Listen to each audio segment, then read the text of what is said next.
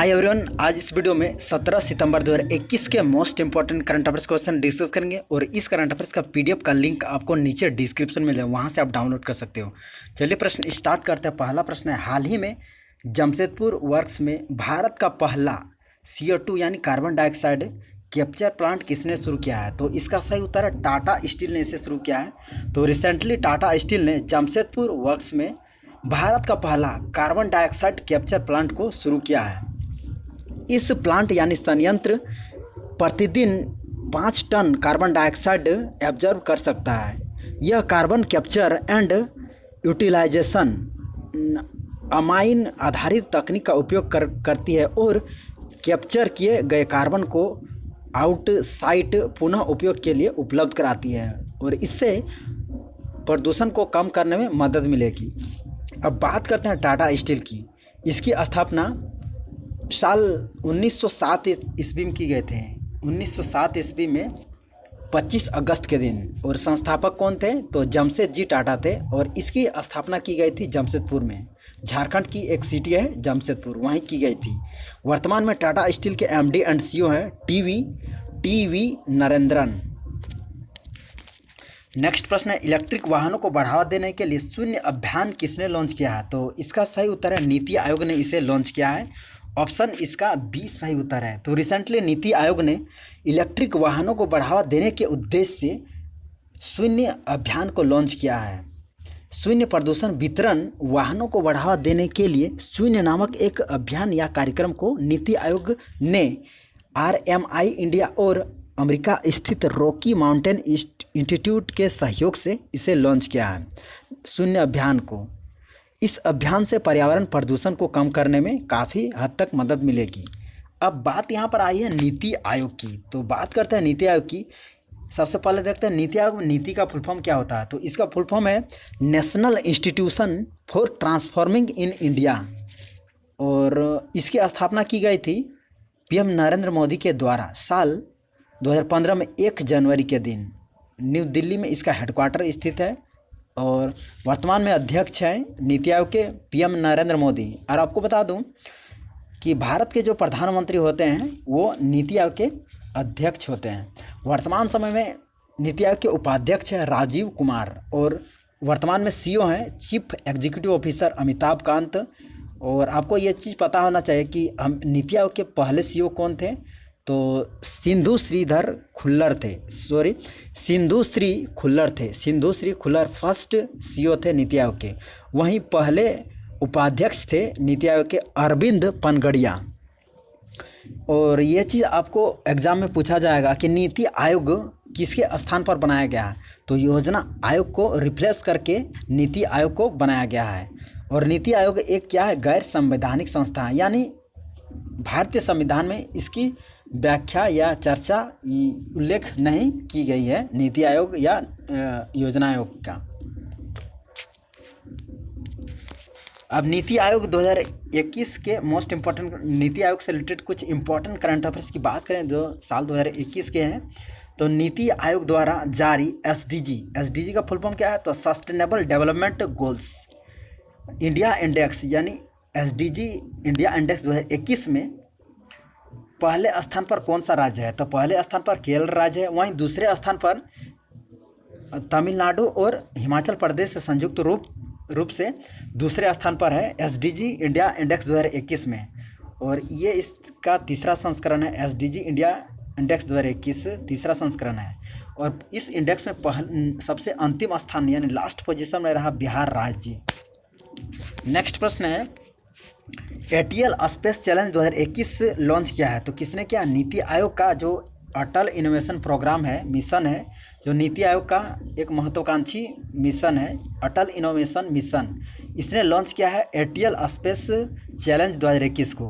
किसके मदद से लॉन्च किया है? तो इसरो और CBSE के मदद से इसे लॉन्च किया गया है। ATL स्पेस चैलेंज को हाल ही में किया गया है। नेक्स्ट है सुरक्षित तुम अभियान लॉन्च किया है। तो नीति आयोग ने इसे लॉन्च किया है। क्यों किया है? तो कोविड-19 के मद्देनज़र इस अभियान को लॉन्च किया गया है। नेक्स्ट है, केंद्र सरकार ने नीति आयोग के CEO अमिताभ कांत के कार्यकाल को बढ़ा दिया है। कब तक के लिए? तो 1 साल तक के लिए बढ़ाया गया है। नेक्स्ट है, फोरम फॉर डीकार्बोनाइजिंग ट्रांसपोर्ट पहल लॉन्च किया है? किसने किया? नीति आयोग और वर्ल्ड रिसोर्स इंस्टीट्यूट इंडिया द्वारा इसे लॉन्च किया गया है। नीति आयोग और वर्ल्ड रिसोर्स इंस्टीट्यूट इंडिया के द्वारा क्यों किया गया है इसको लॉन्च? तो ट्रांसपोर्ट सेक्टर में जो ट्रांसपोर्ट सेक्टर है से जो निकलने वाली जो ग्रीन हाउस गैसें हैं उनको कम करने के लिए इस पहल को लॉन्च किया गया है, इनिशिएटिव को लॉन्च किया गया है। नेक्स्ट है, नीति आयोग ने एक डाटा स्टोर के लिए लॉन्च किया है प्लेटफॉर्म जिसका नाम है डिजी बॉक्स लॉन्च किया है नीति आयोग ने। नेक्स्ट प्रश्न की ओर चलता है। नेक्स्ट प्रश्न है, हर साल 16 सितंबर को अंतर्राष्ट्रीय ओजोन परत संरक्षण दिवस मनाया जाता है। तो क्वेश्चन पूछ रहा है कि वर्ष 2021 में थीम क्या है? 2021 की थीम क्या है? तो इसकी थीम है अंतर्राष्ट्रीय ओजोन परत संरक्षण दिवस 2021 की थीम रखी गई है Montreal Protocol keeping us our food and vaccine cool. Option A इसका सही उत्तर है। इस बार की थीम है Montreal Protocol keeping us our food and vaccine cool. इस बार की थीम आपको याद रखना ही रखना, मोस्ट इम्पॉर्टेंट थीम है। क्यों मनाया जाता है अंतर्राष्ट्रीय ओजोन परत संरक्षण दिवस? तो ओजोन परत को संरक्षण या बचाने के लिए संरक्षण करने के बारे में लोगों में जागरूकता बढ़ाने के उद्देश्य से प्रति वर्ष 16 सितंबर के दिन अंतर्राष्ट्रीय ओजोन परत संरक्षण दिवस के रूप में मनाया जाता है ताकि ओजोन परत को बचाया जा सके। ओजोन परत धरती, आपको पता होगा कि ओजोन परत है उसका काम क्या कि धरती जो सूर्य से पराबैंगनी किरणें आती हैं, हानिकारक पराबैंगनी किरणें धरती पर उसे रोकती है, बचाती है ताकि मानव स्वास्थ्य बेहतर हो सके। क्योंकि आपको पता होगा कि पराबैंगनी किरणें काफ़ी हानिकारक होते हैं जिससे मानव स्वास्थ्य के लिए काफ़ी खतरनाक होते हैं, जिससे कैंसर बीमारियां, चर्म रोग इत्यादि बीमारियां होती हैं पराबैंगनी किरणों से। इसलिए हमें ओजोन परत को संरक्षण करना बहुत ज़रूरी है। अब बात करते हैं ओजोन का फार्मूला क्या होता है। तो ओजोन का फार्मूला O3 होता है। O3 ओजोन परत को बचाने के लिए साल 1987 ईस्वी में यूएनओ यानी यूनाइटेड नेशंस ऑर्गेनाइजेशन द्वारा मॉन्ट्रियल प्रोटोकॉल पर एक साइन किया गया था, हस्ताक्षर किया गया था। इस जो ओजोन परत संरक्षण है के लिए वियना कन्वेंशन इसका नाम दिया गया। जो ओजोन, आपको एग्जाम में डायरेक्ट पूछा जाएगा कि ओजोन परत से रिलेटेड कौन सा कन्वेंशन सही है, तो वियना कन्वेंशन होगा। जो वियना कन्वेंशन है वो ओजोन परत के संरक्षण के लिए बनाया गया है। नेक्स्ट प्रश्न जानने से पहले इम्पोर्टेंट डेज एंड थीम्स 2021 के कुछ देख लेते हैं। 3 मई को मनाया जाता है वर्ल्ड प्रेस फ्रीडम डे यानी विश्व प्रेस स्वतंत्रता दिवस। 2021 की थीम रखी गई थी information as a public good.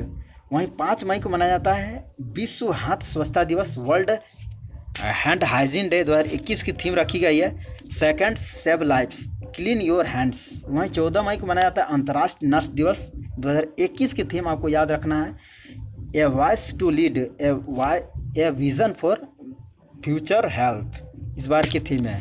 Next है 31 मई को प्रतिवर्ष मनाया जाता है विश्व तंबाकू निषेध दिवस यानी वर्ल्ड नो टोबैको डे। 2021 की थीम है जो आपको याद रखना ही मोस्ट इम्पोर्टेंट है कमिट टू क्विट, इस बार की थीम है विश्व तंबाकू निषेध दिवस की। वहीं 5 जून को मोस्ट इम्पोर्टेंट डे मनाया जाता है वर्ल्ड इन्वायरमेंट डे, विश्व पर्यावरण दिवस मनाया जाता है। और इस बार 7वां मनाया गया 2021 में। 2021 की थीम रखी गई ecosystem restoration, world environment day की थीम है। नेक्स्ट है 21 जून को मनाया जाता है, क्या मनाया जाता है, तो इंटरनेशनल योगा डे, अंतर्राष्ट्रीय योग दिवस। 2021 की थीम है जो यूनाइटेड नेशंस ने दिया है योगा फॉर वेल बीइंग, वहीं अपना देश भारत ने दिया है योगा फॉर वेलनेस। नेक्स्ट है 12 जून को विश्व बाल श्रम निषेध दिवस मनाया जाता है जिसे इंग्लिश में world day against labour child बोलते हैं। 2021 की थीम है act now and child labour, इस बार की थीम है act now and child labour, इस बार की थीम है 2021 की। नेक्स्ट प्रश्न है AI जिसका फुल फॉर्म है artificial intelligence powered road safety project I रास्ते IRASTE आई रास्ते किसने लॉन्च किया? तो इसे लॉन्च किया है नितिन गडकरी ने। नितिन गडकरी ने, जो वर्तमान समय में केंद्रीय सड़क परिवहन और राजमार्ग मंत्री हैं। इन्होंने ये artificial powered road safety project I रास्ते को लॉन्च किया है। और नितिन गडकरी वर्तमान समय में नागपुर लोकसभा सीट से वर्तमान सांसद हैं। नागपुर महाराष्ट्र में स्थित है। आई रास्ते का फुल फॉर्म आपको याद रखना। आई रास्ते का फुल फॉर्म है intelligent solutions for road safety through technology and engineering. क्या है? Intelligent solutions for road safety through technology and engineering I रास्ते का फुल फॉर्म है। इसका डायरेक्ट एग्जाम में पूछा जा सकता है कि आई रास्ते का फुल फॉर्म क्या है, जिसे नितिन गडकरी ने रोड सेफ्टी के लिए लॉन्च किया है। तो आपको बताना होगा, जो जैसा कि मैंने बताया अभी यहाँ पर दिया हुआ, आप देख सकते हैं इसका फुल फॉर्म। नेक्स्ट प्रश्न है, प्रोजेक्ट उड़ान को किस संस्थान ने लॉन्च किया है? तो कौन सा इंस्टीट्यूशन ने इसे लॉन्च किया है? तो इसे किया है IIT बॉम्बे के द्वारा लॉन्च किया गया है प्रोजेक्ट उड़ान को। क्यों लॉन्च किया गया? तो इसके माध्यम से भाषाओं यानी लैंग्वेज को ट्रांसलेट करने में मदद मिलेगी। उड़ान प्रोजेक्ट के माध्यम से, प्रोजेक्ट उड़ान के माध्यम से भाषाओं को ट्रांसलेट करने में मदद मिलेगी। अब देखते हैं IIT से संबंधित कुछ महत्वपूर्ण करंट अफेयर्स 2021 के। दुनिया का पहला plant based smart air purifier विकसित किया है IIT रोपड़ के द्वारा। नेक्स्ट, भारत का पहला जैव ईंट आधारित भवन का उद्घाटन किया गया IIT हैदराबाद में। नेक्स्ट है, भारत का पहला मोटर चालित व्हील चेयर जिसका नाम है नियो बोल्ट विकसित किया है IIT मद्रास ने। नेक्स्ट है, ई सोर्स प्लेटफॉर्म किसने लॉन्च किया है? तो IIT मद्रास ने लॉन्च किया है। क्यों किया है? तो ई कचरे की समस्याओं के समाधान के लिए लॉन्च किया है ई सोर्स प्लेटफॉर्म IIT मद्रास ने। नेक्स्ट प्रश्न है, 16 सितंबर 2021 को इंस्पायरेशन 4 नामक ह्यूमन स्पेस फ्लाइट मिशन किस अंतरिक्ष एजेंसी ने लॉन्च किया? मोस्ट इंपॉर्टेंट क्वेश्चन है। तो सही उत्तर है स्पेस एक्स ने इस मिशन को लॉन्च किया है 16 सितंबर 2021 को इंस्पायरेशन 4 नामक मिशन को। यह एक ह्यूमन स्पेस फ्लाइट मिशन है और इतिहास में पहली बार 4 आम लोगों को अंतरिक्ष में सैर करने के लिए भेजा गया है, घूमने के लिए यानी पर्यटन के लिए भेजा गया है, स्पेस टूरिज्म के लिए भेजा गया है। स्पेस एक्स ने कक्षा में पहला ऑल टूरिज्म क्रू मिशन को 16 सितंबर 2021 को लॉन्च किया है। इसमें 4 लोग को अंतरिक्ष भेजा गया है, 4 आम लोगों को अंतरिक्ष में भेजा गया है। ये 4 लोग अंतरिक्ष में 3 दिनों के लिए रहेंगे, फिर वापस पृथ्वी पर लौट जाएंगे। अब बात करते हैं इंस्पायरेशन 4 मिशन से रिलेटेड कुछ महत्वपूर्ण बिंदुओं पर, महत्वपूर्ण पॉइंट्स पे। तो इस मिशन को रॉकेट फाल्कन 9 ब्लॉक 5 रॉकेट की मदद से लॉन्च किया गया इंस्पायरेशन 4 मिशन को, और इसकी अवधि होगी 3 दिनों के लिए मात्र होगी इंस्पायरेशन 4 मिशन। इस मिशन में कितने लोगों को अंतरिक्ष भेजा गया? तो इसका आंसर होगा 4 लोगों को। एग्जाम में पूछा जा सकता है कि इंस्पायरेशन 4 मिशन में अंतरिक्ष में कितने व्यक्तियों को भेजा गया था, कितने आम नागरिकों को भेजा गया? तो इसका सही आंसर आपको देना होगा 4। नेक्स्ट है, मिशन का टाइप क्या है? तो मिशन का टाइप है कि स्पेस टूरिज्म यानी अंतरिक्ष में सैर करना, अंतरिक्ष में पर्यटन के लिए। नेक्स्ट है, यहाँ इसे कहाँ से लॉन्च किया गया इस मिशन को, यानी लॉन्च साइट क्या है इसका? तो लॉन्च साइट इसका है कैनेडी स्पेस सेंटर, जो फ्लोरिडा अमेरिका में स्थित है। और इनफैक्ट ये नासा का लॉन्च सेंटर है, सैटेलाइट लॉन्च सेंटर है कैनेडी स्पेस सेंटर। नासा का full form national aeronautics and space administration. अब बात करते हैं स्पेस एक्स ने इसे लॉन्च किया, तो स्पेस एक्स के कुछ इंपॉर्टेंट पॉइंट्स देख लेते हैं इससे रिलेटेड। तो यह एक अमेरिका की फेमस प्राइवेट स्पेस एजेंसी है जिसकी स्थापना एलन मस्क ने साल 2002 ईस्वी में की थी, और इसका हेडक्वार्टर है अमेरिका के कैलिफोर्निया शहर में। और वर्तमान में स्पेस एक्स के CEO हैं, chief executive officer Elon Musk खुद हैं इसके CEO। नेक्स्ट प्रश्न है, राष्ट्रीय कंपनी कानून अपीलीय न्यायाधिकरण के कार्यकारी यानी कार्यवाहक अध्यक्ष किसे नियुक्त किया गया? तो सही उत्तर है, इसे किया गया है न्यायमूर्ति वेणुगोपाल को नियुक्त किया गया है। राष्ट्रीय कंपनी कानून अपीलीय न्यायाधिकरण यानी national company law appellate tribunal के कार्यवाहक अध्यक्ष नियुक्त किया गया है न्यायमूर्ति वेणुगोपाल को। और ये न्यायमूर्ति वेणुगोपाल मद्रास उच्च न्यायालय के पूर्व न्यायाधीश रह चुके हैं। नेक्स्ट प्रश्न, हाल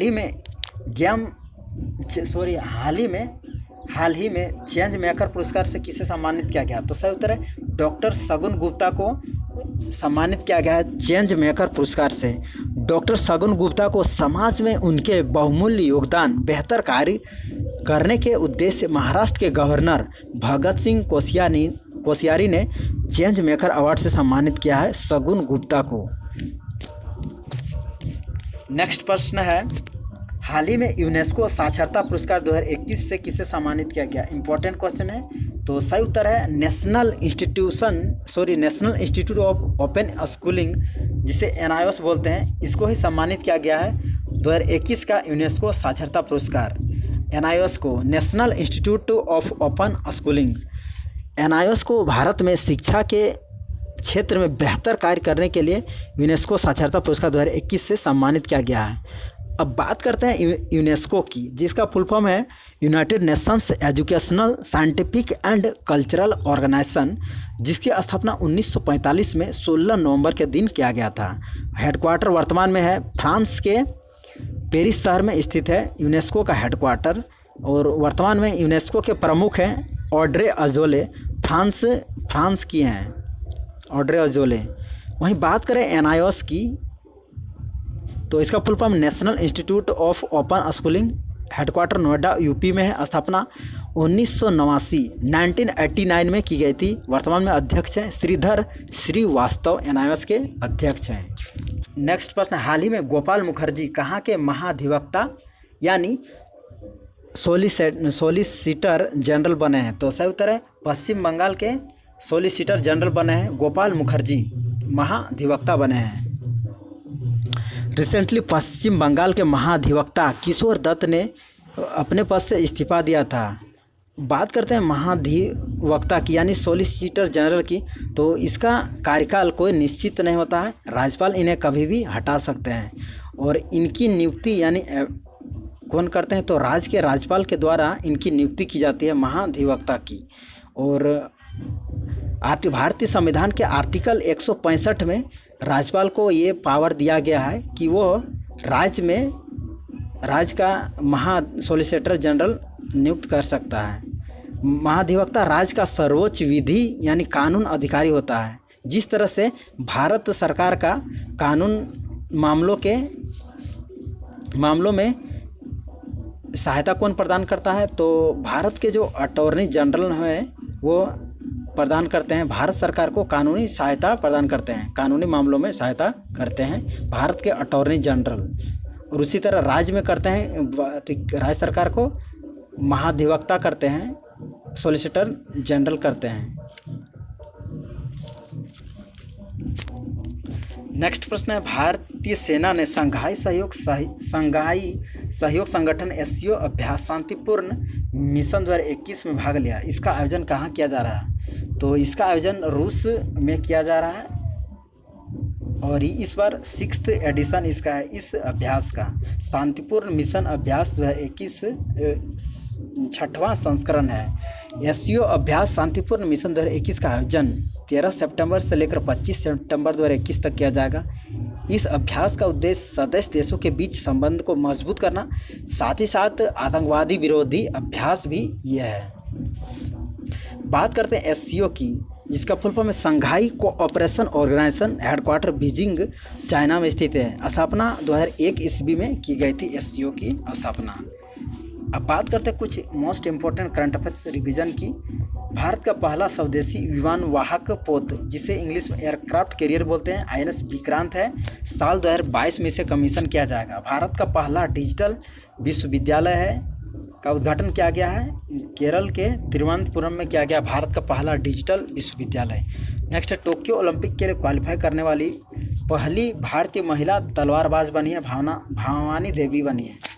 नेक्स्ट है, 100% कोविड-19 टीकाकरण करने वाला देश का पहला शहर बना है भुवनेश्वर, जो उड़ीसा की राजधानी है। नेक्स्ट है, टोक्यो पैरालंपिक के लिए भारत का थीम सॉन्ग था कर दे कमाल तू, जिसे संजीव सिंह ने गाया और लिखा था। टोक्यो पैरालंपिक 2020 में भारत के ध्वजवाहक थे उद्घाटन समारोह में टेकचंद, वहीं समापन समारोह में थे अवनी लेखरा। नेक्स्ट है, टोक्यो पैरालंपिक 2020 में भारत ने कुल 19 मेडल जीते। इसमें 5 गोल्ड शामिल थे, 8 सिल्वर और 6 ब्रॉन्ज मेडल थे। नेक्स्ट है, टोक्यो पैरालंपिक 2020 के भारत के 5 गोल्ड मेडल विजेताओं के नाम हैं इस प्रकार: अवनी लेखरा शूटिंग से संबंधित है, सुमित अंतिल भाला फेंक है, प्रमोद भगत बैडमिंटन खिलाड़ी हैं, वहीं कृष्णा नागर बैडमिंटन खेलते हैं, वहीं मनीष नरवाल जो निशानेबाजी से हैं। इन पाँचों ने टोक्यो पैरालंपिक में भारत के लिए गोल्ड मेडल जीता था। नेक्स्ट है, 100% LPG गैस कनेक्शन उपलब्ध कराने वाला देश का पहला राज्य बना है हिमाचल प्रदेश। अब बात करते हैं सुपरफास्ट डिवीजन इम्पोर्टेंट जीके की। भारतीय संविधान के किस अनुच्छेद में निर्वाचन आयोग चुनाव आयोग वर्णित किया गया है? तो आर्टिकल 324 में इसका जिक्र है निर्वाचन आयोग का। नेक्स्ट है, राज्य लोक सेवा आयोग के अध्यक्ष की नियुक्ति कौन करता है? तो राज्य के राज्यपाल करते हैं। नेक्स्ट, संविधान के किन अनुच्छेदों में मौलिक अधिकार वर्णित है? तो इसका सही उत्तर है अनुच्छेद 12 से 35 तक भारतीय संविधान में मौलिक अधिकारों का वर्णन किया गया है। आर्टिकल 12 से लेकर 35 तक इसमें वर्णित है मौलिक अधिकारों का भारतीय संविधान में। नेक्स्ट है, राष्ट्रपति शासन अधिकतम कितनी अवधि के लिए लगाया जा सकता है? तो अधिकतम राज्य में 3 वर्षों के लिए लगाया जा सकता है राष्ट्रपति शासन, यानी राष्ट्रपति शासन 3 वर्षों के लिए लगाया जा सकता है मैक्सिमम। नेक्स्ट है, भारतीय संविधान की किस अनुसूची में राज्यों के नाम तथा उनके राज्य क्षेत्रों का ब्यौरा दिया है? तो भारतीय संविधान के अनुसूची प्रथम में ही फर्स्ट में ही चर्चा की गई है कि राज्यों के नाम तथा उनके राज्य क्षेत्रों का ब्यौरा। नेक्स्ट है, स्वतंत्र भारत में कौन सी महिला किसी राज्य की पहली महिला राज्यपाल थी? तो स्वतंत्र भारत की पहली महिला राज्यपाल कौन बनी थी? तो श्रीमती सरोजिनी नायडू बनी थी। नेक्स्ट है, राज्य की कार्यपालिका का प्रधान कौन होता है? तो राज्य के राज्यपाल होते हैं, राज्य की कार्यपालिका का प्रधान हेड होते हैं। नेक्स्ट है, संविधान के किस अनुच्छेद यानी आर्टिकल में विधानसभा का गठन की चर्चा की गई है, वर्णित है? तो आर्टिकल 170 में, भारतीय संविधान के आर्टिकल 170 में ये चीज़ जिक्र है कि विधानसभा का गठन का जिक्र किया गया है। नेक्स्ट है, सूचना का अधिकार कानून पूरे देश में कब लागू हुआ? मोस्ट इंपॉर्टेंट है, जो अक्सर एग्जाम में पूछे जाते हैं। तो इसका सही उत्तर है, इस भी पूछा जा सकता है या डेट भी रह सकता है, इस भी ज़्यादातर पूछा जाता है। तो अक्टूबर 2005 में इसे लॉन्च किया गया था, 12 अक्टूबर पूरे देश में लागू किया गया था सूचना का अधिकार को, राइट टू इन्फॉर्मेशन। नेक्स्ट है, राष्ट्रपति पद हेतु निर्वाचन के लिए न्यूनतम उम्र सीमा क्या है, यानी कम से कम उम्र कितनी होनी चाहिए राष्ट्रपति पद के लिए? तो 35 वर्ष होनी चाहिए। और उसी तरह उपराष्ट्रपति के लिए न्यूनतम आयु है 35 वर्ष। अब बात करते हैं क्वेश्चन ऑफ द डे की, जिससे आपको कमेंट सेक्शन में देना है। तो क्वेश्चन है, भारत का पहला जैव ईंट आधारित भवन का उद्घाटन कहाँ किया गया है? 4 ऑप्शंस हैं, IIT Delhi, IIT Kanpur, IIT Hyderabad, IIT Hyderabad और लास्ट में ऑप्शन डी, इनमें से कोई नहीं। चारों बताना है कौन सा सही है। Thanks for watching. जय हिंद, वंदे मातरम।